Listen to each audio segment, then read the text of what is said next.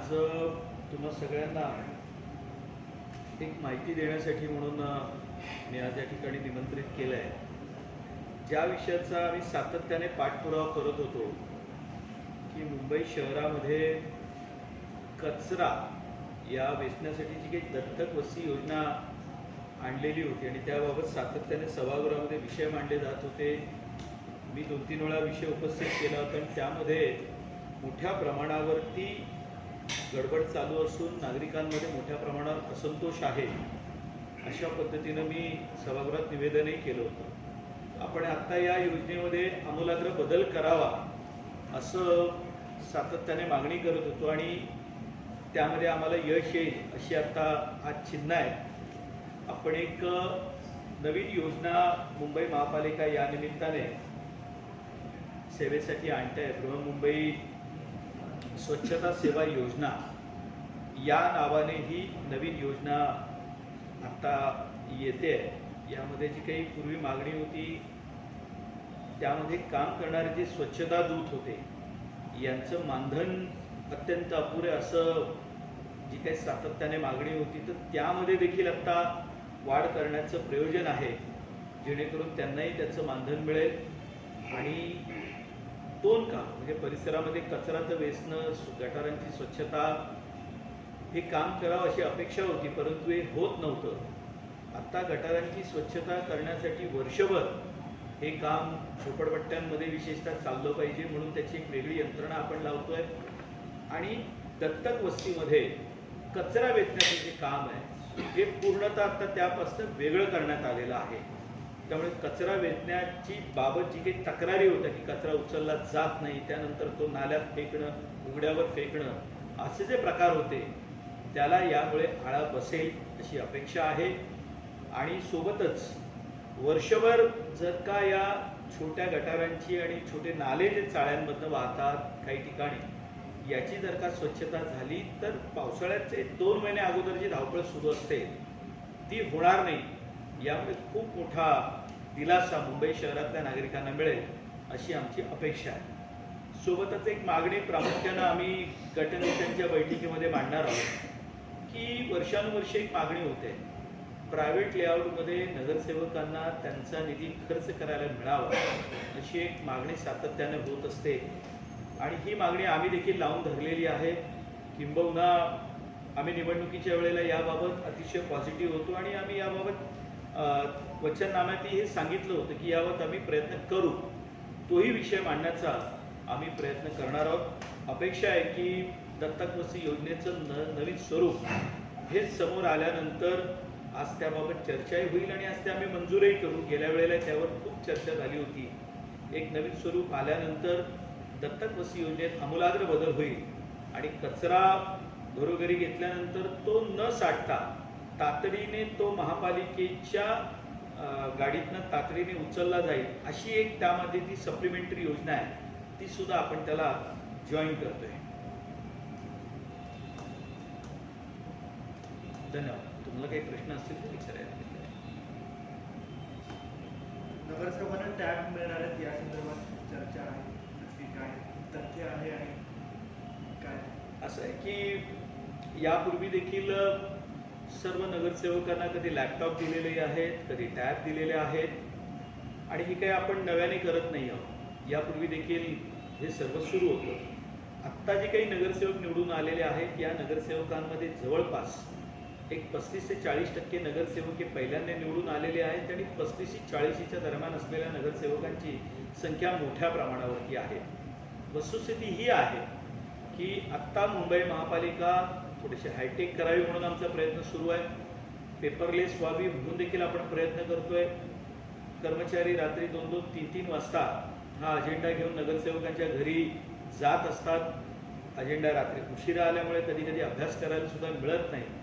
तर हा अजेंडा त्यांच्या आयपॅडवरती त्यांना मिळेल आणि अभ्यास करायला वेळ देखील मिळेल. PDF फॉर्मॅटमध्ये तो असेल जेणेकरून मुंबई महापालिका पेपरलेस कशी करता येईल यासाठी आपण प्रयत्न करतोय आणि त्या दृष्टीने हा प्रस्ताव आणलेला आहे. खाजगी संस्थेमध्ये नगरसेवकांना निधी खर्च करण्यात येणार आहे तुमची मागणी, पण नेमकं काय आहे, कसं करणार? बघा, खाजगी संस्था म्हणजे असं आहे की काही ठिकाणी आता SRAच्या इमारती उभ्या करून राहिलेल्या आहेत, तिथे खर्च करता येत नाही. काही इमारतींची मागणी असते, तुम्ही आमच्या सोसायटीच्या प्रांगणामध्ये एखादं छोटं गार्डन उभं करून द्या, आम्हाला निदान ओपन जिमचं साहित्य तरी करून द्या, येण्या जाण्याच्या पायवाटा एवढं करून द्या. बघा, असं आहे की मुंबई शहरामध्ये ज्या करदात्या आहेत त्यांच्या काही अपेक्षा आहेत. उदाहरणार्थ चाळीमध्ये आपण लादीकरण करतो, मलनिःसरण वाहिन्यांपासून सगळी कामं करतो, परंतु या प्रायव्हेट लेआउटमध्ये मात्र नगरसेवकांना इच्छा असूनही त्यांना निधी खर्च करता येत नाही. तिथे काही अत्यावश्यक सुविधा असतात त्या देखील देता येत नाहीत. आत्ता माझं स्वतःचं उदाहरण म्हणाल तर अनेक सोसायट्यांनी यावर्षी पाण्याची जी काही कमतरता येईल, अल निनोचा प्रभाव आहे असं कळल्यानंतर मी ज्या ज्या सोसायट्यांमध्ये जातो, अनेकांची बोरवेलची मागणी असते, परंतु नगरसेवक निधींना बोरवेल करता येत नाही, कारण खाजगी सोसायट्यांमध्ये काम करता येत नाही. मलाही हे लक्षात आलं की काही सोसायट्या जर का स्वतःहून रेन वॉटर हार्वेस्टिंग ही म्हणाले ते आम्ही आमच्या खर्चानं करू, पण बोरवेल मात्र आम्हाला तुम्ही जमलं शक्य झालं तर करून द्या. की अशा अनेक, जी अडचण मला जाणवली, अशा अनेक सोसायट्यांची वर्षानुवर्ष मागणी आहे. अधिक नगरसेवकांची इच्छा आहे की आम्हाला या सोसायट्यांमध्ये काही ठराविक निधी खर्च करण्यासाठी मिळाला पाहिजे, ज्या अत्यावश्यक सुविधा आहे. म्हणजे त्यांची मागणी काय असते तर मला गार्डन करून द्या, रेन वॉटर हार्वेस्टिंगची व्यवस्था आम्ही करतो तर आम्हाला बोरवेल करून द्या. काही सोसायट्यांमध्ये खाली पेवर ब्लॉक लावून द्या अशी त्यांची मागणी असते. या अशा छोट्या मागण्याच्या आहेत. काही प्रायव्हेट प्रिमायसेसमध्ये लेआउट असतील तर या लेआउटमधले रस्ते आपण करून द्या. काही ठिकाणी आपण 63K मध्ये रस्ते करतो, तिथे विद्युत व्यवस्था करून देतो, पण काही सोसायट्यांमध्ये मात्र ही करताना अडचण येते. त्यावेळेला हे रस्ते तुम्ही करून द्या एवढी माफक अपेक्षा त्यांच्याकडून असते. त्यामुळे आमचं हे म्हणणं आहे की या ज्या महत्त्वाच्या बाबींमध्ये जेव्हा काही खाजगी लेआउटमध्ये किंवा गृहनिर्माण संस्था मागणी करत असतील तर ते अधिकार नगरसेवकांना मिळावा. तशी त्यांना परवानगी मिळाली तर अधिक विकास आपल्याला करता येईल, एवढं आपलं म्हणणं आहे. खाजगी सोसायटीमध्ये निधीचा वापर करायला परवानगी मिळाली, पण त्याला काही मर्यादा असणार आहे का? म्हणजे झोपडपट्टीमध्ये जी कामं असतात ती वेगळ्या स्वरूपाची असतात आणि सोसायट्यांमध्ये थोडीशी मोठ्या प्रमाणात पण कामं असतात. मग निधीची तफावत होणार, तफावत निधी जास्त प्रमाणात वापरला जाईल की कमी प्रमाणात, कसं काय मर्यादा असणार? नाही, असं आहे की खाजगी गृहनिर्माण संस्थांमध्येही जेव्हा निधीचा वापर करायची परवानगी मिळेल तर त्यालाही मर्यादा असली पाहिजे, त्यालाही नियम असले पाहिजे. जसं स्लममध्ये, झोपडपट्ट्यांमध्ये निधी खर्च करताना मलनिःसरण वाहिनीचा खर्च कितीपर्यंत असला पाहिजे, कुठल्या रस्त्यावर मलनिःसरण वाहिनी टाकता येते, मायनर रोड आहेत, मेजर रोड्स आहेत, ते अशा अनेक गोष्टींना जशी काही नियमावली आणि मर्यादा घालून दिलेल्या आहेत, अगदी त्याच पद्धतीनं या संस्थांमध्येही काम करत असताना विकास कामं त्याची मर्यादा असलीच पाहिजे आणि ती आवश्यक सुद्धा आहे. सर, प्रश्न सर उपप्रश्न, सोसायटी म्हटलं तर आपण ऑफकोर्स बघतो की श्रीमंत लोक असतात. जर मला आर्थिक बाजू बघितली तर अशा वेळेस गार्डन म्हणा किंवा इतर गोष्टी म्हणा परवडू शकतात सोसायटीला म्हणून ते राहायला जातात. तर देखील जर हे नगरसेवकांनी केलं तर उलट प्रश्न याची गरज काय होती भविष्यात तुमच्यावरच? बघा, असं आहे की मुंबई शहरातला करदाता तुमच्याकडनं काही खास अपेक्षा करत नाही. काही संस्था जुन्या आहेत, ज्या गृहनिर्माण संस्थांमधली घरं ही 500 स्क्वेअर फुटाच्या खालची आहेत. मुळातच त्यांना आपण असेसमेंट टॅक्स त्यांना माफ केलेला आहे, आपण काही त्यांच्याकडनं घेत नाही, ती सवलत दिलेली आहे. काही SRAच्या इमारती देखील आत्ता उभ्या राहत आहेत, त्यांच्याकडेही काही अडचणी असतात. मला असं वाटतं या मागणीकडे आपण सकारात्मक दृष्टीने पाहिलं पाहिजे. जे हायराईज टॉवर आहे ते मुळातच तुमच्याकडनं अपेक्षा व्यक्त करत नाही, कारण त्यांची स्वतंत्र यंत्रणा असते, तिथे इस्टेट मॅनेजर असतात, ते सगळं मॅनेज करत असतात. त्यांचं महिन्याचं मेंटेनन्स आणि या गोष्टीच आपल्या सगळ्या कल्पनाशक्तीच्या पलीकडचं आहे, कारण अमेनिटीज तिथे दिलेल्या असतात. परंतु काही गृहनिर्माण संस्थांमध्ये मात्र त्यांची जी अपेक्षा असते आपल्या जनप्रतिनिधीने आम्हाला ही व्यवस्था करून दिली पाहिजे, तर मला असं वाटतं आपण या गोष्टीकडे सकारात्मक दृष्टीने पाहिलं पाहिजे. सर, मध्ये खूप चर्चेला गेला विषय म्हणजे महापौर बंगल्याचा रिनोव्हेशनचा. तर तो टेंडर रद्द झालेला आहे की नक्की त्या प्रोसेसमध्ये काय नक्की झालेलं आहे? मला वाटतं महापौरांनी त्या दिवशी आपल्यासमोर सांगितलंय, क्लिअर केलंय की ते टेंडर रद्द केलेलं आहे. त्यामुळे मला असं वाटतं फार अधिक आपण त्या विषयात जाणं योग्य नाही. खाजगी जागेच्या संदर्भात प्रश्न आहे. विकासक SRA वर कमर्शियलसाठी बिल्डिंग उभा करतो आणि जे SRA झोपडपट्टी धारकासाठी एकाच प्लॉटमध्ये जागा असते. तर हा जो तुम्ही निधी म्हणताय खाजगी संस्था खर्च, याच्यामुळे विकासाला तर भलं होईल असं वाटत नाही. तर यात विकासकाचा प्रश्न कुठे आला? माझं असं म्हणणं आहे की जे विकासकानं करून द्यायचे ते त्याने करूनच द्यायचं आहे. काय विकासकाच्या कामांमध्ये आमचा निधी वापरा असं आमचं अजिबात म्हणणं आहे. हे मी पहिले स्पष्ट करतो. विकासकानं ज्या सोयीसुविधा निर्माण करून द्यायच्या असतात त्या दिल्याशिवाय त्याला ओसी मिळत नाही आणि त्या बिल्डिंगचं कम्प्लिशन होत नाही. म्हणजे त्या इमारत तयार होत असताना काही आम्ही आमचा निधी वापरणार नाही, ही अशी काही कुठली पद्धतही नसते आणि असं काही भविष्यात होणारही नाही. विषय असा आहे की काही SRAच्या इमारती ज्या 5-5, 10-10, 15 वर्ष जुन्या आहेत, त्यामध्ये चाळीतला मध्यमवर्गीय माणूस केलेला असतो. अनेक वेळेला या इमारतींमध्ये त्यांचा मेंटेनन्सचा सुद्धा प्रश्न उपस्थित झालेला असतो. त्यांच्या काही माफक अपेक्षा असतात. मी SRA जसं नाही, अनेक खाजगी संस्था गृहनिर्माणमध्ये त्यांची अपेक्षा असते की आम्हाला काही ना काही जनप्रतिनिधी आमच्या सोयीनुसार त्याने काही आम्हाला करून द्यावं. पण मला असं वाटतं ज्या माफक अपेक्षा आहेत त्या आपण द्यायला काही हरकत नाही. आणि एक गोष्ट स्पष्ट करतो की आम्ही ज्या गृहनिर्माण संस्था खाजगी असं म्हटलेलं आहे तर त्यामध्ये कुणाही विकासकाचं काम आम्ही करावं यासाठी हे आम्ही करत नाही आहोत. हे पहिलं क्लिअर करतो, अन्यथा त्याचा विपर्यास होईल. कारण ज्या सुविधा विकासकाने दिल्यानंतर तो जेव्हा ओसी मिळाल्यानंतर तो तिथून निघून जातो, त्याच्यानंतर 5-10 वर्षानंतर जे प्रश्न उपस्थित होतात त्याच्यासाठी आम्ही म्हणालेलो आहोत, हे आपण लक्षात घ्या. बृहन्मुंबई स्वच्छता सेवा योजना BSSY अशा एक नवीन नावाने आपण ती योजना पुनरुज्जीवित करतोय.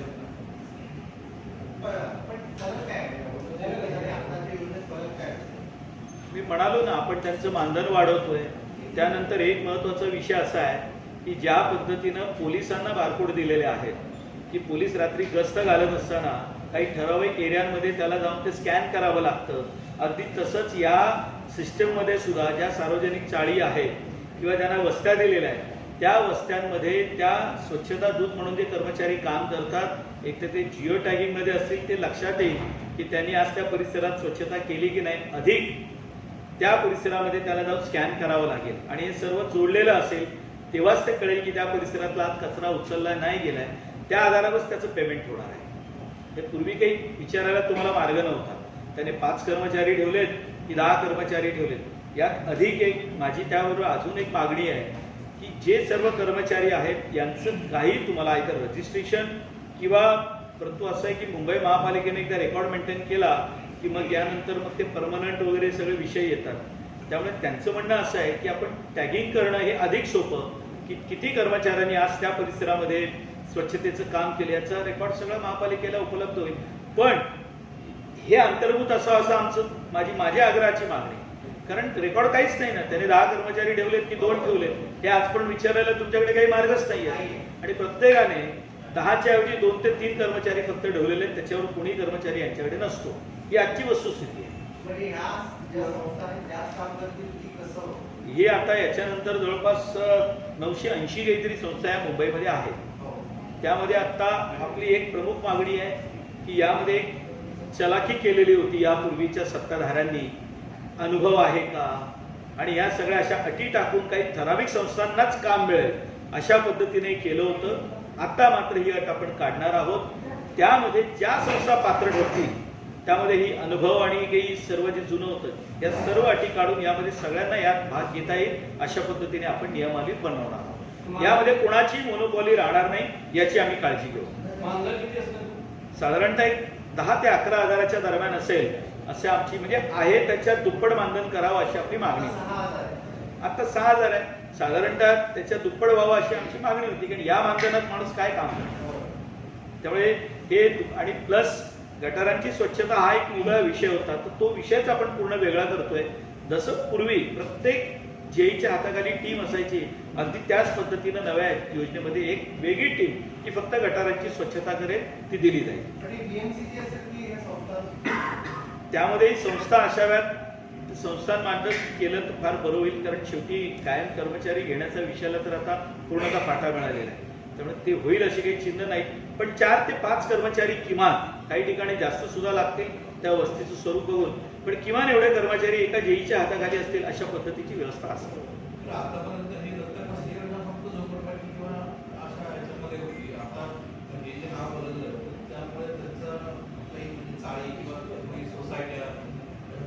नाही, सोसायट्या वगैरेचा विषय यात नाही आहे.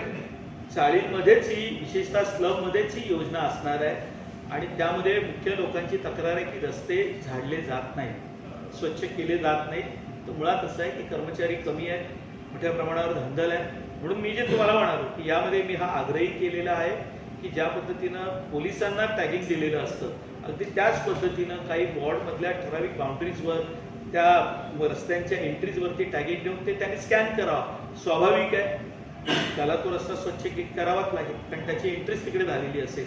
असं आपण नवीन गोष्टी या योजनेमध्ये आणतो, एक ट्रान्सपरन्सी असेल असा आपला प्रयत्न आहे. काही ठिकाणी ज्यांना हे तक्रार देतात ते खरोखरच प्रत्येक जणांमागे 20 रुपये पैसे घेतात कचरा डबा उचलण्याचे. तर त्यामध्ये मग वाढ होईल का असं म्हणजे आता हा जो बदल झाला आहे तो त्या कदाचित वाढ होऊ शकते कारण तो म्हणजे 20 असेल 30 रुपये किंवा 40 ते ऐच्छिक आहे. असं आहे की ते पैसे देण्याचा जो विषय आहे हा ऐच्छिक आहे, पण ते किती द्यावे काही नाही याच्या बाबतीत थोडंसं अजून स्पष्टता व्हायची आहे. पण हे 20 रुपये वाढवले जाऊ शकतात अशी माझी माहिती आणि ते वाढलेही पाहिजे नाही, म्हणजे सध्या 20 आहे तर 40 रुपये असं आहे का? कदाचित, कारण हे दुप्पट होते त्यामुळे तेही दुप्पट होण्याचा संभव आहे. ठीक आहे.